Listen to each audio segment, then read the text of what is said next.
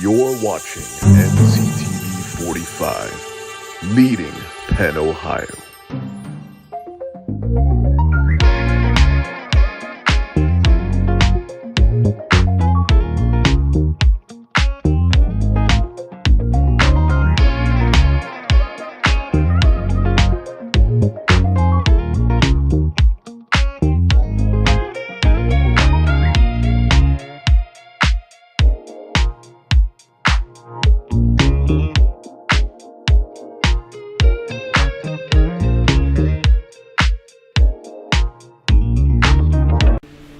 Nick's Auto Body, from a scratch to a dent to a major repair. Nick's Auto Body is your place to go for great service and quality work. In business since 1960, it's Nick's Auto Body. Trust your body in our hands. Well, there is some good news, and you're going to be the first to kind of know about it because we have an interview coming up this week, and you're probably going to want to take a look at these pictures. Yes, see if you recognize them at all, because this is pretty exciting news as this breaking for the Mahoning Town section. And I'm sure this next picture will bring back a lot of memories. As yeah, that is St. Lucy's. And the interview we have coming up is going to tell you what they actually did. And there you see the sanctuary. There's a before and after. I spoke with Abby Jane D'Angelo and her husband Gilman Basso, and they relocated from Seattle, and they're going to tell you about Lucy Mont Events and Performing Arts Center. Hello, and a very pleasant welcome to NCTV45, and as I promised, the new Ballet Academy here in Lawrence County and here in Newcastle. And very exciting time. We have Abby J. and Guillaume Basso. Yeah. And first of all, why don't you tell us a little bit about how you got here and that type of thing? Okay. Do you want me to answer? Well, so we opened our school, Adage Ballet Academy, in Seattle, Washington, in 2021. We were dancing professionally with Pacific Northwest Ballet, and it was during COVID time. We needed studio space to train, and also we started to teach lessons. And we quickly realized we were going to outgrow our space, and we wanted to search for a forever home where we could expand our offerings and also have an on-site residence. That was very important to us. So we did a nationwide search for properties that would be able to accommodate large studio spaces and have all of the infrastructure for residencies. And so that's how we found this amazing former church property here in Newcastle that checked all of our boxes and more. And I'm originally from Pennsylvania. I grew up in central Pennsylvania in Carlisle. My parents are outside of Pittsburgh now in Cranberry. So it was a very good location also to be near family again. And the arts scene is strong in the state of Pennsylvania. So we were very feeling enthusiastic about having a forever home here. That's great.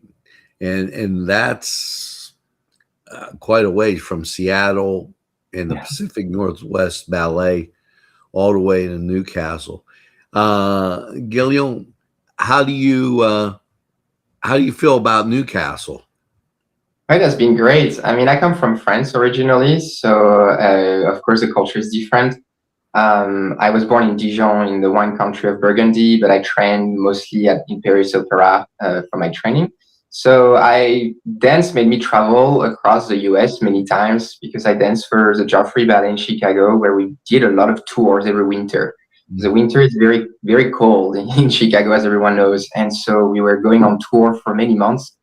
So I had seen actually Pennsylvania before, and so far I've really enjoyed the countryside, more rural life, and everybody has been so welcoming, honestly. The community has been really welcoming us with open hearts, so it feels great. Now, we are going to show you the space tomorrow. We're going to do the interview today, as I told you, and all this will be all together. And then we'll run it as a Focus NC, so it's just not on Newswatch if you want to go back and watch it on a podcast. Now, let's talk about, you have ballet and yoga? That's correct. That's because of me. Yeah, so so yoga and ballet actually go very well together. And when I started my training, I started only with ballet at the conservatory.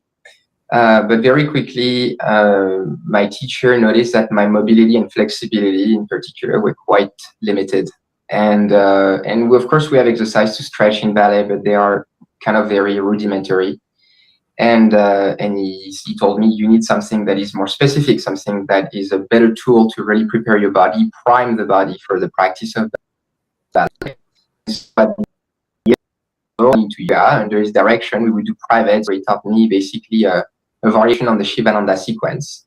And that really, well, I will always remember my first class taking yoga because my body responded so well to the practice. And the next day I went to the ballet class and my body was more free, more coordinated. I was more self-aware of my movement. And I was like, oh my gosh, this is amazing. I did just 1 hour and a half on the mat yesterday, and I feel this way today in my dance practice. So I naturally grew more and more curious about yoga. And once I became a professional dancer, it became almost my discipline to go to when I had a problem with my body or when I needed to expand my potential for a role. And so eventually came the point where I decided to really get knowledgeable about yoga, in the sense I would just be able to start to pass the practice on to other people. So I undertook the process of getting my certification. I first did the 200 hours training, and I became a teacher. And then I did the secondary formation to become a professor of yoga. And now at this point, I teach more than about 6 forms of yoga, and mainly hatha yoga for the body and the preparation of ballet. And so we use that for our dancers as a form of cross training, but we also provide yoga classes for anyone who wants to feel better in their body, feel more balanced, heart, mind, and body. So we do the yoga specific and specialized for the dancers to help kind of launch them into more intensity in the training. But we also then use the yoga for regular classes for the community, which is, it's good for everybody. Yeah, I'm really excited to share yoga actually with the community. It's one thing to use yoga as a fitness tool, I would say, or as a tool to really help dancers get better at ballet. But it's a complete different form of practice and a different approach when you are just, helping people to find well-being and peace of mind and serenity. And so I'm looking forward to be able to do, both practice. There you go. So I can't resist after hearing that, in injecting something that might be noteworthy for both of you. At this side of the state, there's the Pittsburgh Steelers and there's nothing else. That's right. I just want to make sure you understood that initially. Sure, yes. The Pittsburgh Steelers won several Super Bowls, and one of their wide receivers was Lynn Swann. I've heard about Lynn Swann.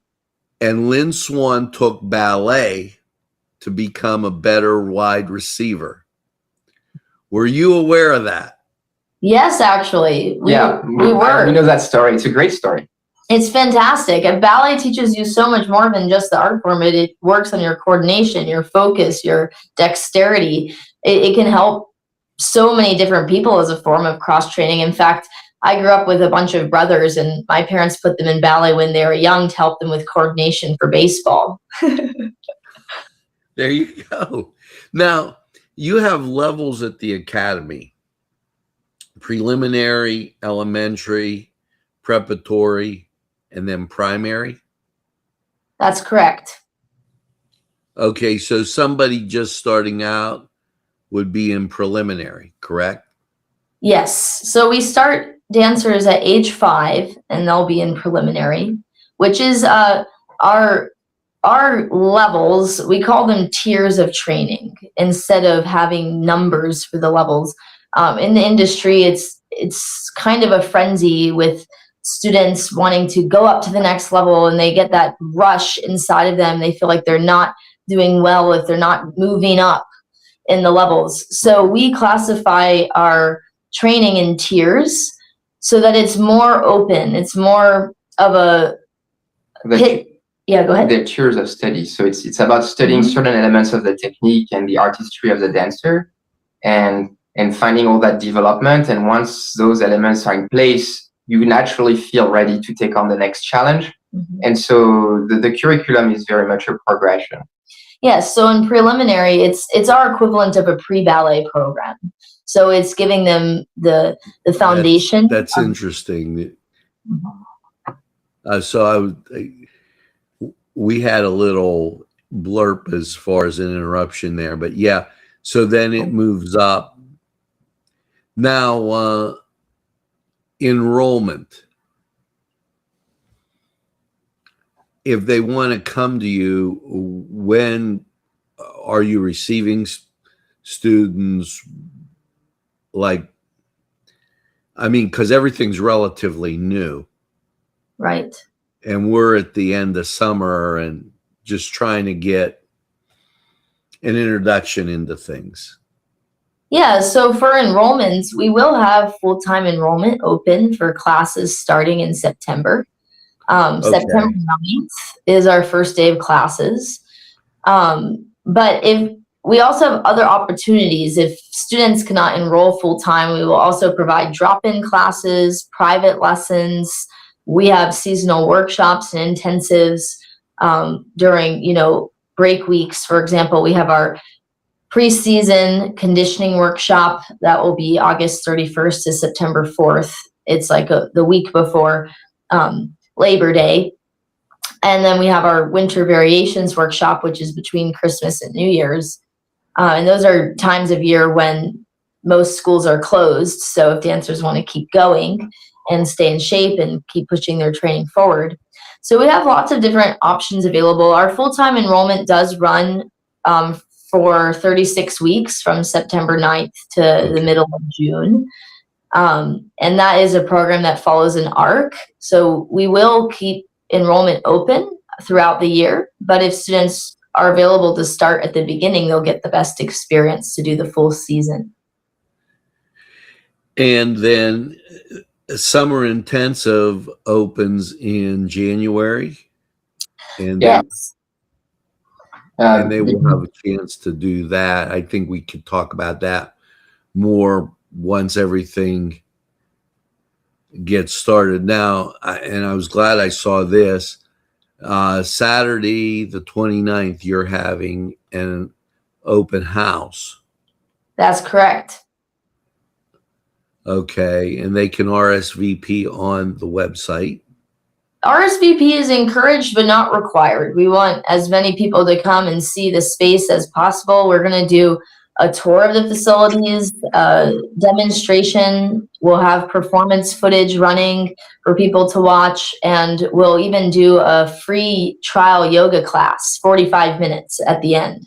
So the full schedule of the day is from 1 to 4 p.m., and the schedule is on our website for exactly what time everything will happen. Okay. Yeah, and I looked at some of the galleries. Now, we're going to talk a lot more about that open house and everything when I come down and visit. So I tell you, stay tuned to NCTV45 throughout the week as we cover this exciting new start to Lucimont, and I want to get the name right. Adage Ballet Academy. Ballet. It comes from the French word adage, which in Italian it's adagio, which maybe people in this town will know the Italian more. But yeah, so adage. Well, I'm going to surprise you as we sign off. And this is for Gilliam. Je parle français. Oh, bon, très bien. Enchanté. So with that, we hope to see you. We're going to continue our interview with them as the week goes on, tell you all about the open house, and give you some looks into Adage Ballet Academy. Thanks for tuning in, and thanks for being on NCTV 45. Thank you so much for having us. We're thrilled to be here. Thank you. Thank you.